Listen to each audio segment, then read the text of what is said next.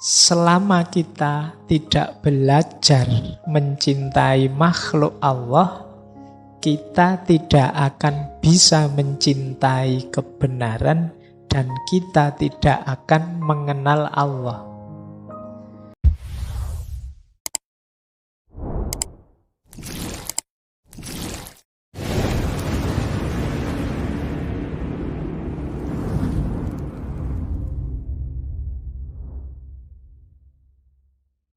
Oke, bismillah. Assalamualaikum warahmatullahi wabarakatuh. Bismillah, kita lanjutkan ngaji kita. Malam hari ini mungkin saya mengambil beberapa dari kitab Fihi Ma Fihi Diwanu Syamsut Tabriz. Dan yang ketiga, saya tidak tahu sudah ada terjemahnya atau belum. Yang isinya adalah 40 nasihat dari Syekh Syamsuddin At-Tabrizi, gurunya Maulana Rumi pada beliau. Jadi ini Qawaid al-Ishq al-Arba'un judulnya, kaidah-kaidah cinta yang jumlahnya 40. Nah, cuma ndak saya ambil semua, waktunya ndak nututi kalau kita baca semua. Malam hari ini saya ambil beberapa saja. Jadi ini kayak pemanasan saja, biar nanti kalau teman-teman yang tertarik cari kitab itu. Karena salah satu contoh persahabatan, persaudaraan dalam dunia tasawuf yang sangat masyhur adalah persahabatan beliau Maulana Jalaluddin Rumi ini dengan Syekh Syamsuddin At-Tabrizi, atau sering dikenal Syekh Syamsut Tabriz. Di beberapa referensi naskah Islam Jawa itu ada juga nama Syekh Syamsu Tabarid. Dan banyak nama-nama yang dikonotasikan atau ditafsirkan sebagai beliau ini, karena beliau Syekh Syamsut Tabriz ini sufi pengembara. Jadi di antara keistimewaannya, biografi beliau itu bisa ada di mana-mana. Bahkan ada fase yang orang bilang beliau ada di daerah sini, tapi juga ada cerita beliau ada di daerah yang lain. Termasuk ada cerita beliau juga pernah sampai mengajar Sunan Kalijogo. Dan banyak lagi cerita-cerita yang mungkin sulit dipahami secara rasional dengan akal kita. Ya memang kalau hal-hal yang berkaitan dengan dunia kesufian itu ada satu aspek namanya karomah. Saya sering membaca di medsos di mana-mana itu orang nyinyir pada para sufi, mungkin juga para wali, dianggapnya wah ini tidak masuk akal ini, wah ini khorikul adah ini. Ya, namanya karomah itu ya memang tidak masuk akal. Khorikul adah. Kalau tidak khorikul adah ya biasa saja, berarti peristiwa sehari-hari. Justru aneh-aneh tidak masuk akal karena memang konteksnya karomah. Masa orang kayak gitu diberi karomah oleh Allah, Pak? Loh ya siapa yang tahu? Kalau bahasanya hadisnya Rasulullah kemarin kan at-taqwa hahuna. Kalau ada orang bilang masa orang kayak begitu diberi karomah oleh Allah, sebenarnya ada konotasi kesombongan di kalimat ini.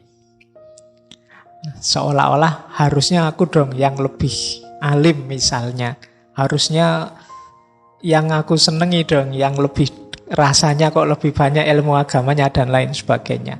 Cuma memang logiknya tidak begitu. Cara berpikirnya ya mereka yang dekat dengan Allah dan para kekasihnya ini ya yang tahu pasti Allah. Baik, ini memang dunia tasawuf punya alur berpikir yang berbeda.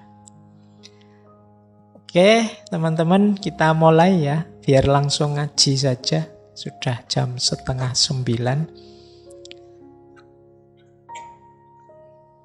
Nah, saya awali dari quotes ini. Selama kita tidak belajar mencintai makhluk Allah, kita tidak akan bisa mencintai kebenaran dan kita tidak akan mengenal Allah. Wow, ini kalau mengikuti syair-syairnya Maulana Rumi ini, satu kalimat ini saja itu bisa dijelaskan sampai nanti jam 10. Ya, di satu kalimat ini ada tema cinta kepada makhluknya Allah, ada tema cinta pada kebenaran, dan ada tema mengenal Allah. Itu sudah jadi satu buku, satu quotes ini saja. Jadi kalau kita tidak belajar mencintai manusia, tentu saja kita tidak mungkin cinta pada kebenaran. Karena agennya kebenaran itu manusia. Jadi yang oleh Allah dititipi dengan makhluk yang namanya kebenaran itu manusia. Di luar manusia tidak sibuk mencerna, mendekati, apalagi mencintai kebenaran karena sudah paket jadi. Binatang, tumbuhan itu kan paket jadi. Beda dengan kita manusia yang berproses, diberi alat, bisa dekat dengan kebenaran, bisa jauh dengan kebenaran. Itu manusia. Nah, maka kita tidak mungkin bisa mencintai kebenaran kalau kita tidak belajar mencintai makhluknya Allah. Dan kalau kita tidak mencintai kebenaran, tidak mungkin kita bisa kenal dengan Allah. Jadi kalau ada orang hidupnya kok isinya kebencian-kebencian saja, berarti dia jauh dari kebenaran. Kalau jauh dari kebenaran berarti sulit dari mengenal Allah. Nah, ini kalimatnya Maulana Rumi. Berarti apa? Ya mari hidup ini dikembangkan dengan jalan mencintai makhluknya Allah apa saja. Jangankan yang manusia, yang bukan manusia pun ya hendaknya kita cintai dalam konteks mereka juga makhluknya Allah. Kalau kita kan sering dalam hidup ini kadang-kadang ambisi dan kebencian kita lebih besar daripada cinta kita. Pak, kalau ada kejahatan, kalau ada keburukan, kalau ada apalah kemaksiatan dan lain sebagainya, apa harus kita cintai, Pak? Iya. Tapi yang dicintai bukan kok, Pak, saya cinta kejahatannya. Jadi orang baik, orang buruk kita cintai, cara kita mengekspresikan cinta tentu saja beda pada orang baik dan pada orang buruk. Kalau pada orang baik kita dukung, kalau pada orang buruk kita tuntun, kita nasihati. Kan begitu. Kita karena peduli pada orang yang kita cintai, kalau dia melakukan keburukan, ya kita dekati, kita nasihati. Jadi dalam hidup ini harusnya tidak ada ruang untuk kebencian. Kalau kita memberi ruang untuk kebencian, kita sebenarnya sedang nabrak kebenaran. Karena betapapun yang terjadi, yang kelihatan, yang ada, itu kan sebenarnya kalau memang benar terjadi berarti ketetapannya Allah. Kalau itu ketetapannya Allah, kita membenci fenomena, kita membenci fakta, kita membenci kenyataan, itu kalau pakai kalimatnya bahasa Indonesia kan berarti sama dengan membenci ketetapannya Allah. Jadi mari kita cintai apa saja, tentu saja dengan cara mencintai yang tidak seragam dan tidak sama. Jangankan untuk yang beda-beda, yang mirip saja kan kita ekspresi cintanya beda. Misalnya punya teman yang satu sudah menikah, yang satu baru SD. Itu kan cara kita mengekspresikan cinta kita pada mereka kan beda. Kalau yang masih SD mungkin dibelikan mainan, mobil remote, itu senangnya luar biasa. Kalau sudah menikah, kalau dibeliin mobil remote kan mereka rasanya sudah tua, sudah punya istri kok dibeliin mobil remote. Nah kalau untuk anak SD cocok. Jadi ekspresinya beda-beda. Sama nanti dengan orang baik, orang buruk. Jadi Ini yang dimaksud oleh Maulana Rumi. Berarti ya siapa saja kita jadikan teman, kita cintai. Bahkan tidak hanya manusia, semua makhluknya. Kalau kemarin kita belajar etika lingkungan itu, keluarga kita kan tidak hanya yang manusia, bahkan tidak hanya makhluk hidup. Makhluk tidak hidup pun yang jenisnya abiotik juga harus kita cintai. Jadi dasarnya persahabatan, pertemanan kita dengan semua makhluknya Allah itu ya kebenaran dan cinta. Yang kebenaran dan cinta itu muaranya nanti adalah pengenalan kita pada Allah. Jadi persahabatan kita nanti hakikatnya adalah jalan kita untuk lebih dekat mengenal Allah. Baik, ini dari kalimat slide pertama ini rasanya sudah dalam. Ini nanti malam hari ini nuansanya agak berbeda dengan uraian tentang persahabatan di 3 atau 4 tema sebelumnya. Kita lanjut. Nah, ada satu syair yang terkenal sekali dari Maulana Rumi yang itu saya pecah-pecah. Bagi saya inilah simbol ekspresi pola gaya seorang yang mencintai. Jadi ada 7 nasihat yang terkenal dari Maulana Rumi yang ini pakai simbol-simbol alam semesta. Ya karena beliau mengembangkan paradigma cinta, berarti sebenarnya ini profilnya orang yang mencintai. Yang pertama apa? Orang yang mencintai itu dermawan dan suka menolong. Kata Maulana Rumi, dalam kedermawanan dan menolong, jadilah seperti sungai. Sungai itu kan banyak memberi apa saja pada masyarakat di sekitarnya. Sungai sering jadi pusat sumbernya hidup. Kalau teman-teman belajar peradaban-peradaban manusia awal, itu biasanya dimulai dari pinggir-pinggir sungai. Karena di situ kuncinya hidup. Dia memberikan banyak. Ya tidak menunggu balasan apa-apa. Meskipun kadang-kadang balasan kita pada sungai kan jelek. Kita kasih sampah lah, kita kasih kotoran lah, kita kasih apalah. Tapi sungai selalu memberi banyak hal. Nah, jadilah orang yang mencintai. Pecinta itu dermawan dan penolong seperti sungai. Nanti kalau teman-teman pulang dari sini kok lewat sungai, diingat-ingat kalimatnya Rumi tadi. Ingat sungai berarti ingatlah bahwa aku ini harus jadi orang yang pemurah, dermawan, penolong. Baik, ini yang pertama ya. Karena ini ditaruh pertama karena manusia itu cenderung pelit. Dan itu katanya Al-Quran sendiri. Jadi manusia itu cenderung enggan berbagi. Ingin enak. Biasanya kalau orang kok mau berbagi itu ya yang dibagi yang sisa-sisa.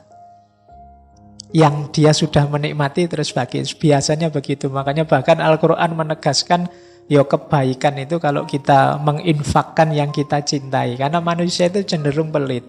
Yang dikasihkan orang selalu yang sisa yang sudah dia nikmati. Jadi temannya pinjam laptop, aku belum puas pokoknya. Atau minta apa, ingin apa, ya nanti kalau aku sudah baru kamu. Nah ya makanya di banyak ayat itu Al-Quran kan nyindir kita. Manusia itu pelit.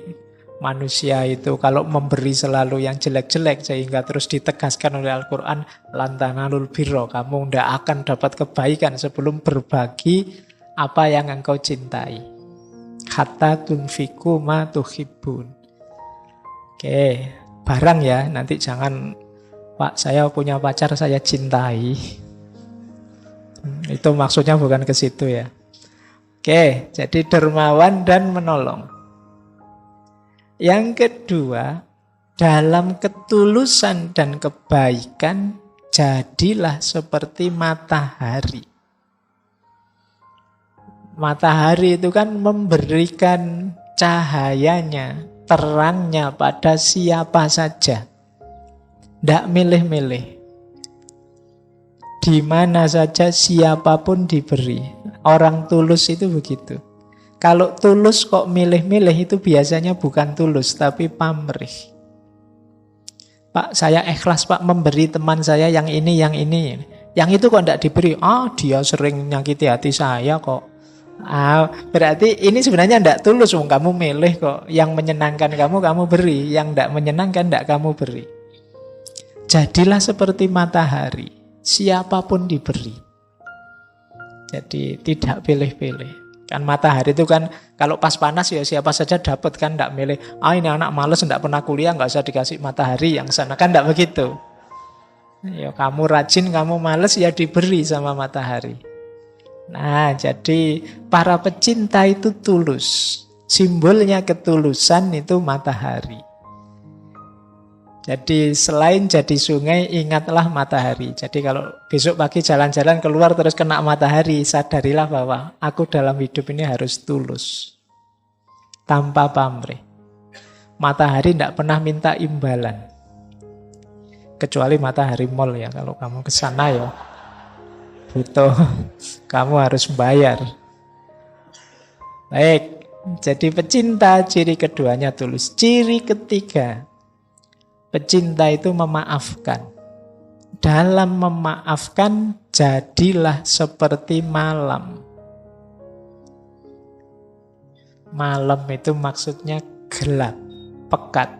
Sudah tidak ada apa-apa, tidak lihat apa-apa lagi. Jadi kalau kita sudah memaafkan orang, ya sudah. Anggap semuanya sudah tidak kelihatan. Jadi anggap semuanya sudah lenyap. Kayak kalau malam itu kita sudah tidak bisa lihat apa-apa lagi sudah. Nah, tidak boleh ada sisanya apapun. Pekat seperti malam. Kan sering kita itu memaafkan tapi ingin sedikit-sedikit membalas dendam. Sehingga sekarang saya maafkan tapi titeni saja. Nanti mesti itu masih ingin. Sebenarnya belum memaafkan. Saya maafkan sih tapi hukuman Allah tidak akan, sama saja. Jadi kalau memaafkan seperti malam, sudah gelap kayak kita mau tidur lampu mati ya sudah tidak lihat apa-apa, tidak ingat apa-apa lagi terus tidur. Jadi kalau memaafkan seperti malam. Nanti kalau mau tidur malam hari sadarilah bahwa wah ini malam ya. Aku maafkan siapapun yang punya salah tadi pagi, kemarin dan seterusnya. Nah ini yang ketiga. Jadi pecinta itu pemaaf. Yang keempat, dalam kemarahan jadilah seperti mayat. Ya manusia itu yang normal memang kadang-kadang marah. Kadang-kadang tidak berkenan terhadap sesuatu. Tapi begitu kamu sadar sedang marah, jadilah seperti mayat. Mayat itu kan sudah tidak ngapa-ngapain lagi sudah. Berarti apa? Kalau sedang marah berhenti.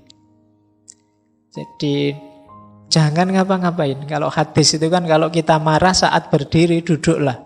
Kalau saat duduk marah berbaringlah. Kalau berbaring kok marah wudulah. Bukan gulung-gulung muter-muter enggak. Jadi kalau berbaring kok malah wudulah. Sholatlah bila perlu. Jadi jangan memutuskan sesuatu, melakukan sesuatu. Biasanya orang marah itu kalau melakukan sesuatu nanti disesali. Atau pasti tidak bagus. Kalau pas kita sedang marah itu, wah saya ingin melampiaskan marah saya dengan omongan. Omongannya mesti, kan tidak mungkin kalau sedang marah ngomongnya terus halus gitu. Saya ini sedang marah. Jadi kan tidak mungkin begitu. Jadi marah ya marah saja. Boleh enggak saya maki-maki sampean sebentar saja. Kan enggak mungkin begitu ya. 1-2 kata saja ya biar saya lega, boleh ya gitu. Oke, jadi enggak kalau sedang marah, yuk jadi kayak mayat. Jadi yuk diam dulu, enggak usah apa-apa dulu. Nanti kalau tekanan darahnya sudah turun, situasinya sudah longgar, nyaman, itu baru memutuskan sesuatu, melakukan sesuatu.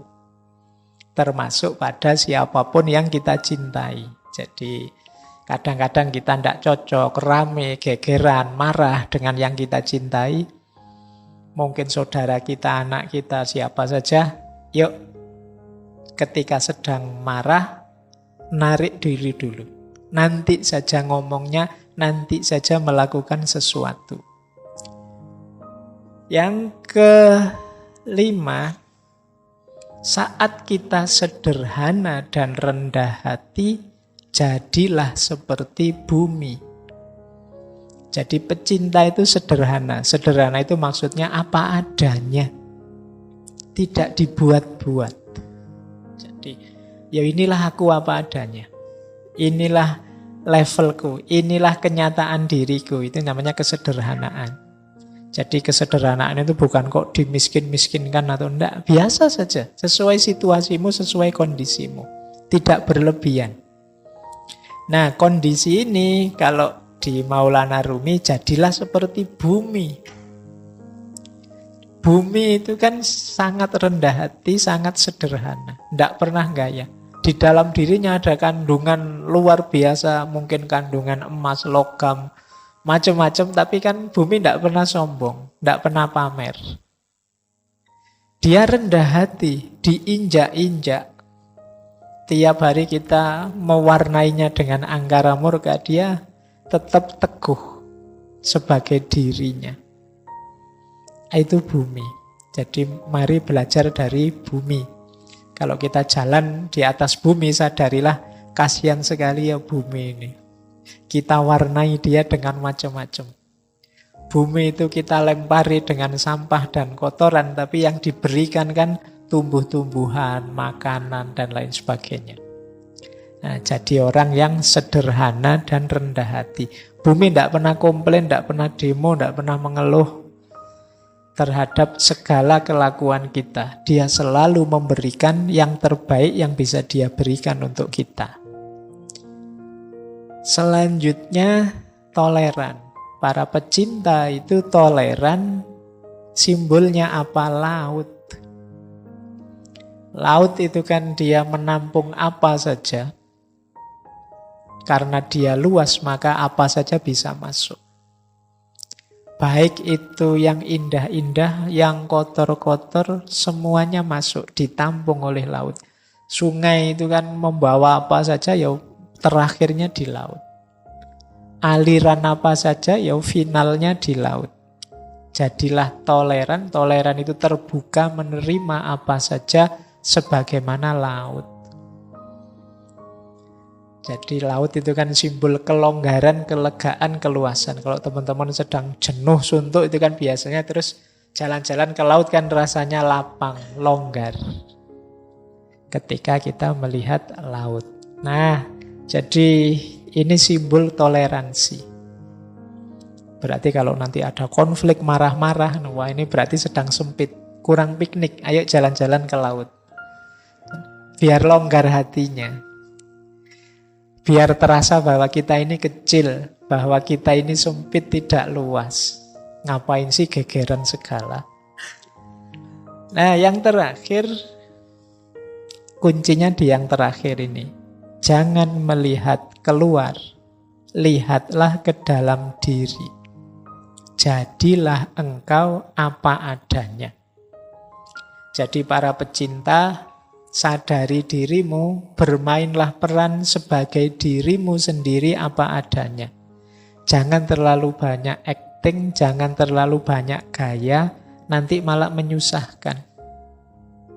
Sadari hakikat dirimu dan perankan peranmu apa adanya. Jadilah engkau apa adanya. Kita itu sering ngundang masalah sendiri karena kita tidak jadi apa adanya. Kalau hari ini mungkin pakai istilah pencitraan. Sudah terlanjur mencitrakan diri misalnya sebagai anak soleh misalnya. Sudah terlanjur bilang, oh saya itu soleh, saya itu. Itu kan terus jadi beban. Akhirnya kamu di depan orang tiap hari harus acting jadi orang soleh. Itu kan berat. Nanti ada apa-apa dikit, subhanallah, alhamdulillah. Lo, ayo, yo kalau soleh ya soleh saja, ndak usah pakai acting berlebihan, sesuai dengan situasimu apa adanya. Jadi para pecinta itu apa adanya. Banyak ikatan cinta bubar karena para pecintanya ndak apa adanya. Kan banyak itu yang kalau pacaran itu begitu sayangnya, begitu nikah dapat 1 bulan, begitu menyesalnya dia, kok ndak kayak dulu ya. Jadi sudah beda antara dulu dan sekarang. Kemungkinan dulunya terlalu banyak pencitraan. Akhirnya sekarang menyesal. Walah ternyata aslinya gini. Ndak sama dengan dulu. Ya, kamu ndak apa adanya. Baik, ini 7 nasihat untuk para pecinta. Kalau kita nanti bersahabat, jadilah sahabat yang dermawan, penolong. Sahabat yang baik dan tulus, yang mudah memaafkan, yang kalau marah tidak melakukan sesuatu yang nantinya disekali, yang sederhana, rendah hati, toleran, dan apa adanya. Kalau ada teman karakternya begini akan menyenangkan. Ajaklah teman yang seperti ini jadi rekan perjalanan untuk mendekat pada Allah. Ini yang dilakukan oleh beliau berdua, Maulana Rumi dan Syekh Syamsuddin At-Tabrisi.